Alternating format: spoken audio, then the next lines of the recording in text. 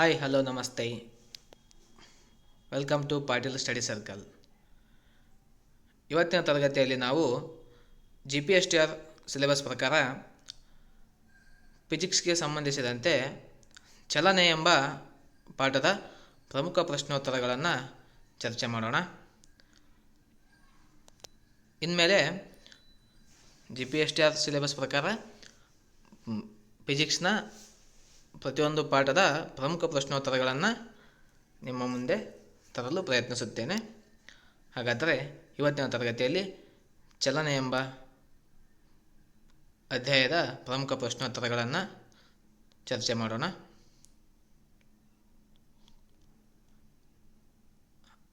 ಮೊದಲನೇ ಪ್ರಶ್ನೆ, ವೇಗ ಮತ್ತು ಸಮಯದ ಗುಣಲಬ್ಧವು ಡ್ಯಾಶ್ ಆಗಿರುತ್ತದೆ. The product of velocity and time provides. Options ನೋಡ್ರಿ: ದೂರ, ಜವ, ವೇಗೋತ್ಕರ್ಷ ಮತ್ತು ಸ್ಥಾನಪಲ್ಲಟ. Distance, speed, acceleration, displacement. ವೇಗ ಮತ್ತು ಸಮಯದ ಗುಣಲಬ್ಧ ನೋಡ್ರಿ, ವೇಗ ಮತ್ತು ಸಮಯದ ಗುಣಲಬ್ಧವನ್ನು ನಾವು ಏನಂತೀವಿ? ಡಿಸ್ಪ್ಲೇಸ್ಮೆಂಟ್, ಸ್ಥಾನಪಲ್ಲಟ ಅಂತ ಕರಿತೀವಿ. ನೆಕ್ಸ್ಟ್ ಮುಂದಿನ ಪ್ರಶ್ನೆ ನೋಡ್ರಿ, ವೇಗ ಈಸ್ ಈಕ್ವಲ್ ಟು ಸ್ಥಾನಪಲ್ಲಟ ಡಿವೈಡೆಡ್ ಬೈ ಕಾಲ. ಹಾಗಾದರೆ ನಮಗೇನು ಬೇಕು? ಸ್ಥಾನಪಲ್ಲಟ. ನೋಡ್ರಿ, ವೇಗ ಇಂಟು ಕಾಲ ಈಸ್ ಈಕ್ವಲ್ ಟು ಸ್ಥಾನಪಲ್ಲಟ ಆಗುತ್ತೆ. ವೇಗ ಮತ್ತು ಕಾಲ ಅಂದರೆ ಸಮಯದ ಗುಣಲಬ್ಧವನ್ನು ನಾವೇನಂತ ಕರಿತೀವಿ? ಸ್ಥಾನಪಲ್ಲಟ. ಓಕೆ, ಮುಂದಿನ ಪ್ರಶ್ನೆ, ಒಂದು ವಸ್ತುವನ್ನು ಮೇಲಕ್ಕೆ ಎಸೆದರೆ ಅದು 100 ಮೀಟರ್ ಎತ್ತರಕ್ಕೆ ತಲುಪಿ ನಂತರ ಎಸೆದವನ ಬಳಿ ಹಿಂದಿರುಗುತ್ತದೆ. An object is thrown upwards, it reaches a height of 100 meter and then returns to thrower. So, options ನೋಡ್ರಿ: ವಸ್ತುವಿನ ಸ್ಥಾನಪಲ್ಲಟವು 50 ಮೀಟರ್, ವಸ್ತುವಿನ ಒಟ್ಟು ಕ್ರಮಿಸಿದ ದೂರ 0 ಆಗಿರುತ್ತದೆ, ವಸ್ತುವಿನ ನಿಜವಾದ ಸ್ಥಾನಪಲ್ಲಟವು 100 ಮೀಟರ್ ಆಗಿರುತ್ತದೆ. ಆಪ್ಷನ್ ಡಿ, ವಸ್ತುವಿನ ನಿಜವಾದ ಸ್ಥಾನಪಲ್ಲಟವು 0 ಆಗಿರುತ್ತದೆ. ನೋಡ್ರಿ, ಒಂದು ವಸ್ತುವನ್ನು ನಾವು ಮೇಲಕ್ಕೆ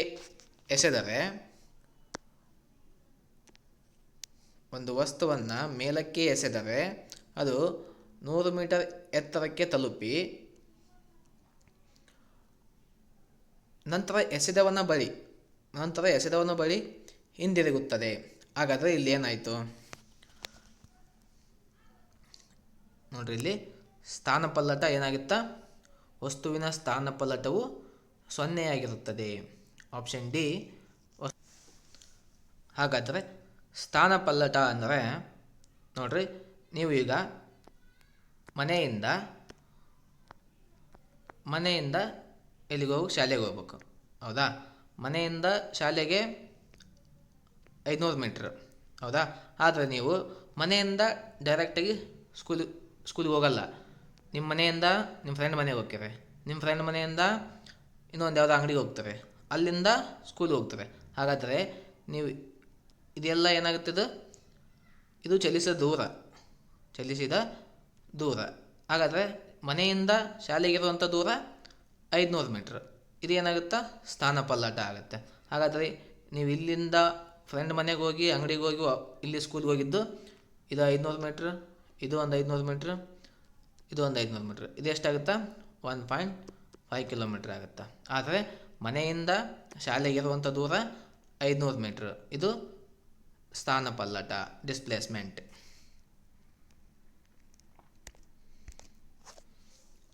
ಮುಂದಿನ ಪ್ರಶ್ನೆ,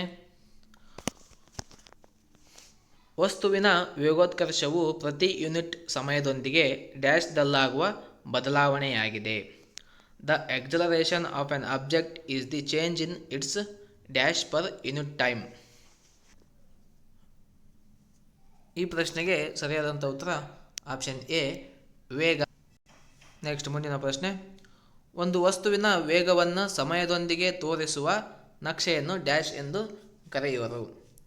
A graph sowing the velocity of an object over time is called.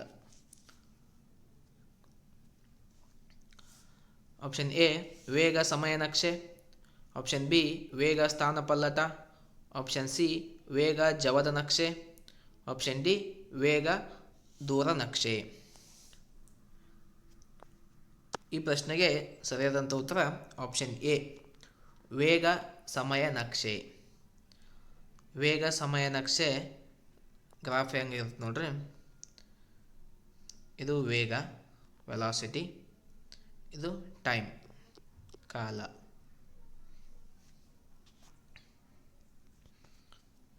Next ಮುಂದಿನ ಪ್ರಶ್ನೆ, ಡ್ಯಾಶ್ ಪರಿಮಾಣವು ದಿಕ್ಕಿನೊಂದಿಗೆ ಚಲನೆಯನ್ನು ವಿವರಿಸುತ್ತದೆ. Which of the following quantities specifies it's motion with direction. ಯಾವ ಒಂದು ಪರಿಮಾಣವು ದಿಕ್ಕಿನೊಂದಿಗೆ ಚಲನೆಯನ್ನು ವಿವರಿಸುತ್ತದೆ ಅಂತ ಕೇಳಿದ್ದಾರೆ. ಆಪ್ಷನ್ ಎ ವೇಗ, ಆಪ್ಷನ್ ಬಿ ಸ್ಥಾನಪಲ್ಲಟ, ಆಪ್ಷನ್ ಸಿ ದೂರ, ಆಪ್ಷನ್ ಡಿ ಯಾವುದೂ ಅಲ್ಲ. ಈ ಪ್ರಶ್ನೆಗೆ ಸರಿಯಾದಂಥ ಉತ್ತರ ಆಪ್ಷನ್ ಎ ವೇಗ. ವೇಗವು ದಿಕ್ಕಿನೊಂದಿಗೆ ಚಲನೆಯನ್ನು ವಿವರಿಸುತ್ತದೆ. ನೆಕ್ಸ್ಟ್ ಮುಂದಿನ ಪ್ರಶ್ನೆ, ಋಣಾತ್ಮಕ ವೇಗೋತ್ಕರ್ಷವು ಕೆಳಗಿನ ನಿರ್ದೇಶನಗಳಲ್ಲಿ ಯಾವುದಕ್ಕೆ ವಿರುದ್ಧವಾಗಿರುತ್ತದೆ. Negative acceleration is opposite to which of the following direction. Option A ವೇಗ, ಆಪ್ಷನ್ ಬಿ ಬಲ, ಆಪ್ಷನ್ ಸಿ ಸಂವೇಗ, ಆಪ್ಷನ್ ಡಿ ದೂರ.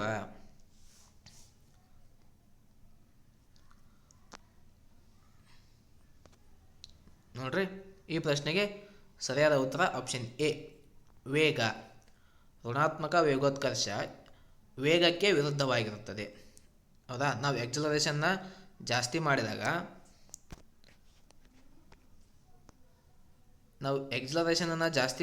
ಹೆಚ್ಚು ಮಾಡಿದಾಗ ವೇಗ ಕೂಡ ಜಾಸ್ತಿ ಆಗುತ್ತಾ. ಅದೇ ಎಕ್ಸಲರೇಷನನ್ನು ಕಡಿಮೆ ಮಾಡಿದಾಗ ವೇಗ ಕೂಡ ಕಡಿಮೆ ಆಗುತ್ತದೆ. ಹಾಗಾಗಿ ಈ ಪ್ರಶ್ನೆಗೆ ಸರಿಯಾದ ಉತ್ತರ ಆಪ್ಷನ್ ಎ ವೇಗ. ನೆಕ್ಸ್ಟ್ ಮುಂದಿನ ಪ್ರಶ್ನೆ, ವಸ್ತುವು ಒಂದೇ ವೇಗದಲ್ಲಿ ಚಲಿಸುವಾಗ ಅದರ ವೇಗೋತ್ಕರ್ಷವು ಏನಾಗಿರುತ್ತದೆ.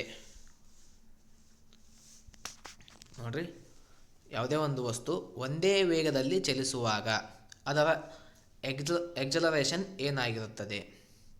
Option A negative, option B positive, option C 0, option D constant. ಹಾಗಾದರೆ ಈ ಪ್ರಶ್ನೆಗೆ ಸರಿಯಾದಂಥ ಉತ್ತರ ಆಪ್ಷನ್ ಸಿ 0. ನೋಡ್ರಿ, ಒಂದು ವಸ್ತು ಒಂದೇ ವೇಗದಲ್ಲಿ ಚಲಿಸುವಾಗ ಅದರ ವೇಗೋತ್ಕರ್ಷ ಏನಾಗಿರುತ್ತದೆ, 0 ಆಗಿರುತ್ತದೆ.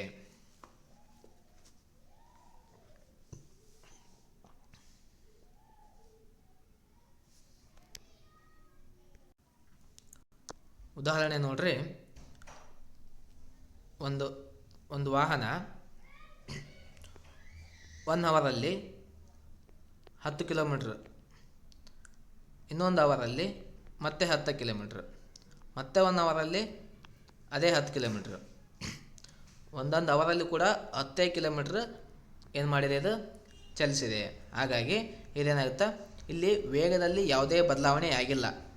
ಹೌದಾ, ಮೊದಲು ಯಾವ ವೇಗದಲ್ಲಿ ವಾಹನ ಚಲಾಯಿಸ್ತಿತ್ತೋ ಕೊನೆಯವರೆಗೂ ಕೂಡ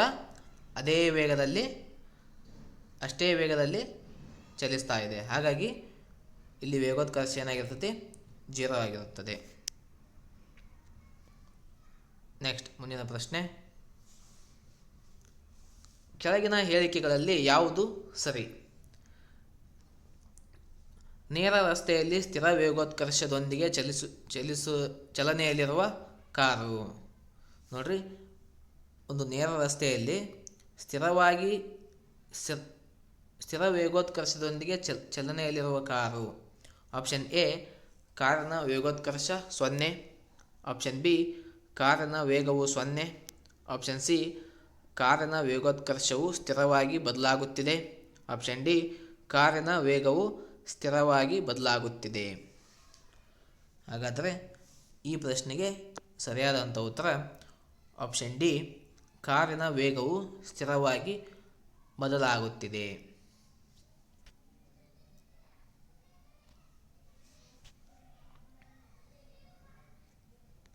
ನೆಕ್ಸ್ಟ್ ಮುಂದಿನ ಪ್ರಶ್ನೆ, ಋಣಾತ್ಮಕ ವೇಗೋತ್ಕರ್ಷದ ಅರ್ಥ. Meaning of retardation is dash acceleration.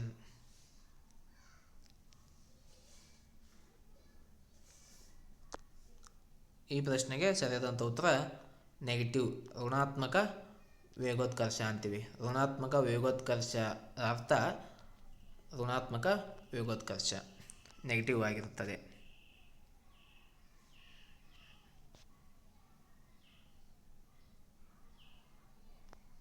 Next, ಒಂದು ಕಾರು 5 ಸೆಕೆಂಡ್ನಲ್ಲಿ 5 ಮೀಟರ್ ಪರ್ ಸೆಕೆಂಡ್ಗಳಿಂದ 10 ಮೀಟರ್ ಪರ್ ಸೆಕೆಂಡ್ ವೇಗ ಹೆಚ್ಚಾದರೆ ಪ್ರತಿ ಸೆಕೆಂಡಿಗೆ, ಹಾಗಾದರೆ ಕಾರಿನ ವೇಗೋತ್ಕರ್ಷವನ್ನು ಕಂಡುಹಿಡಿಯಿರಿ.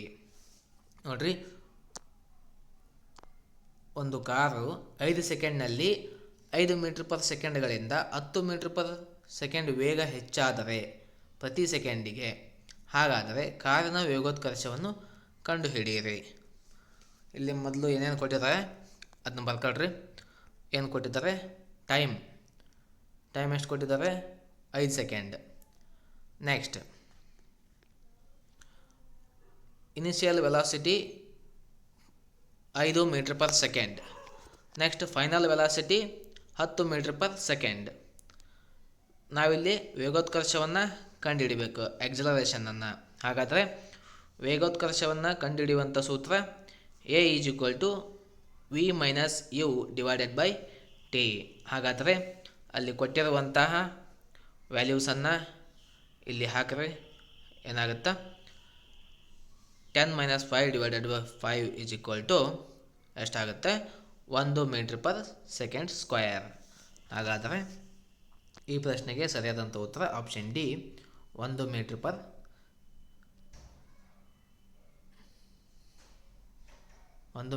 Second square.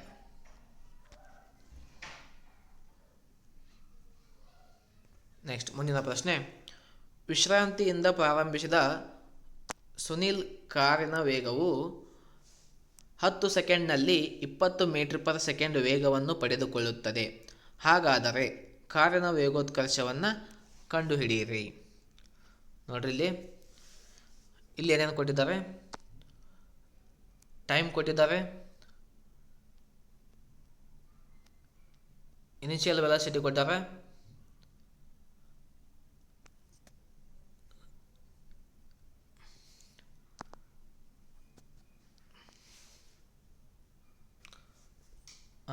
ನೋಡ್ರಿ ಇಲ್ಲಿ ಏನು ಕೊಟ್ಟಿದ್ದಾರೆ?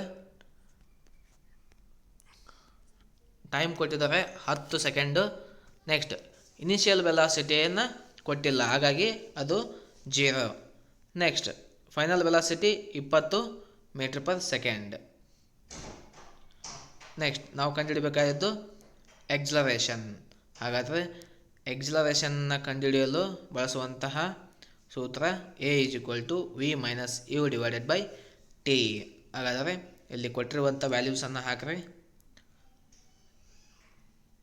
ನಮಗೆ ಆನ್ಸರ್ ಎಷ್ಟು ಸಿಗುತ್ತೆ? 2 ಮೀಟರ್ ಪರ್ ಸೆಕೆಂಡ್ ಸ್ಕ್ವಯರ್. ಈ ಪ್ರಶ್ನೆಗೆ ಸರಿಯಾದಂಥ ಉತ್ತರ option B, 2 metre per second square.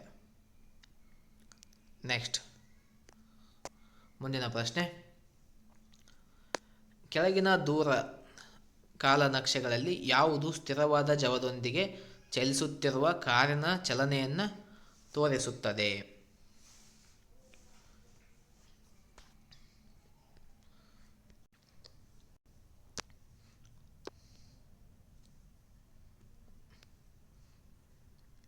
ಇಲ್ಲಿ ನೋಡ್ರಿ,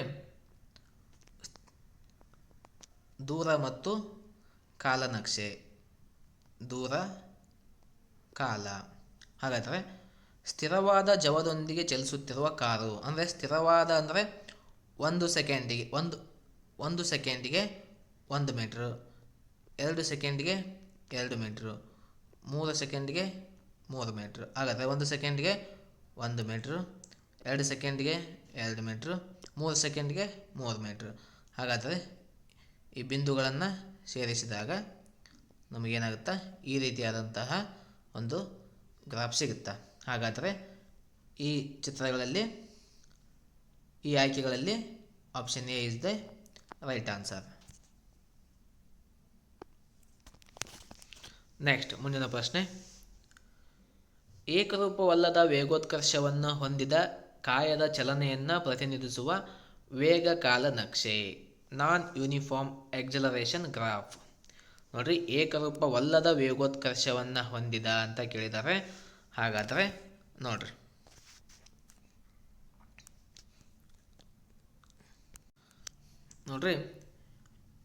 ಈ ಚಿತ್ರ ನೋಡ್ರಿ, ಆಪ್ಷನ್ಸ್ ನೋಡ್ರಿ. ಇಲ್ಲಿ ಕಾಲ ವೇಗ ಕೊಟ್ಟಿದ್ದಾರೆ. ಇಲ್ಲಿ ನೋಡ್ರಿ,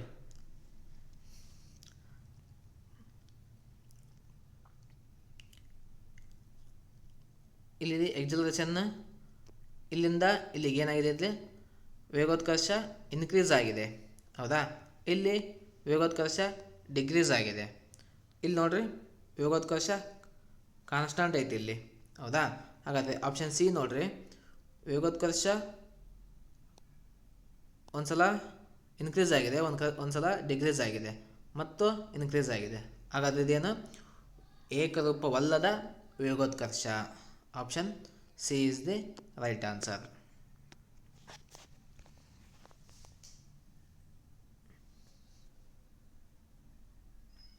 ನೆಕ್ಸ್ಟ್ ಮುಂದಿನ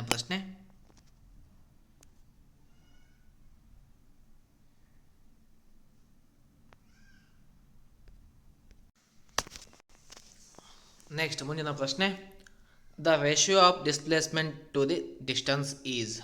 ಸ್ಥಾನಪಲ್ಲಟ ಮತ್ತು ಚಲಿಸಿದ ದೂರದ ಅನುಪಾತ. ಸ್ಥಾನಪಲ್ಲಟ ಮತ್ತು ಚಲಿಸಿದ ದೂರಗಳ ನಡುವಿನ ಅನುಪಾತ ಏನಾಗಿರುತ್ತದೆ. Option A is equal to 1, option B is greater than 1, option C is less than 1, option D is less than or equal to 1. ಈ ಪ್ರಶ್ನೆಗೆ ಸರಿಯಾದಂಥ ಉತ್ತರ option D, less than or equal to 1 ಆಗಿರುತ್ತದೆ.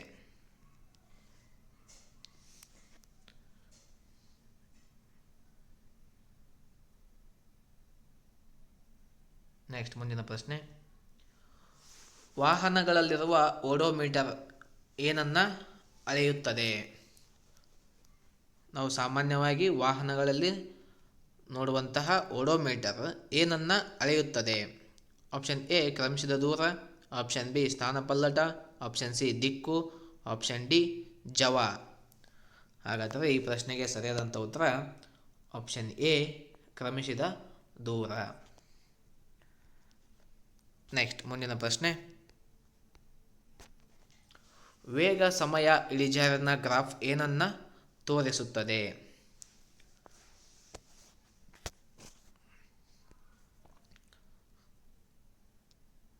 ನೋಡ್ರಿ, ವೇಗ, ಇದು ವೇಗ, ಇದು ಸಮಯ. ವೇಗ ಮತ್ತು ಸಮಯದ ಈ ಗ್ರಾಫ್ ಏನನ್ನು ತೋರಿಸುತ್ತದೆ. ವೇಗೋತ್ಕರ್ಷವನ್ನು ತೋರಿಸುತ್ತದೆ. ಸಮಯದೊಂದಿಗೆ ವೇಗದಲ್ಲಾಗುವ ಬದಲಾವಣೆಯನ್ನು ನಾವು ವೇಗೋತ್ಕರ್ಷ ಅಂತ ಕರಿತೀವಿ. ಏನು, ಸಮಯದೊಂದಿಗೆ ವೇಗದಲ್ಲಾಗುವ ಬದಲಾವಣೆ, ಇದನ್ನು ವೇಗೋತ್ಕರ್ಷ ಎಕ್ಸಲರೇಷನ್ ಅಂತ ಹೇಳ್ತೀವಿ. ಈ ಪ್ರಶ್ನೆಗೆ ಸರಿಯಾದ ಉತ್ತರ ಆಪ್ಷನ್ ಬಿ, ವೇಗೋತ್ಕರ್ಷ.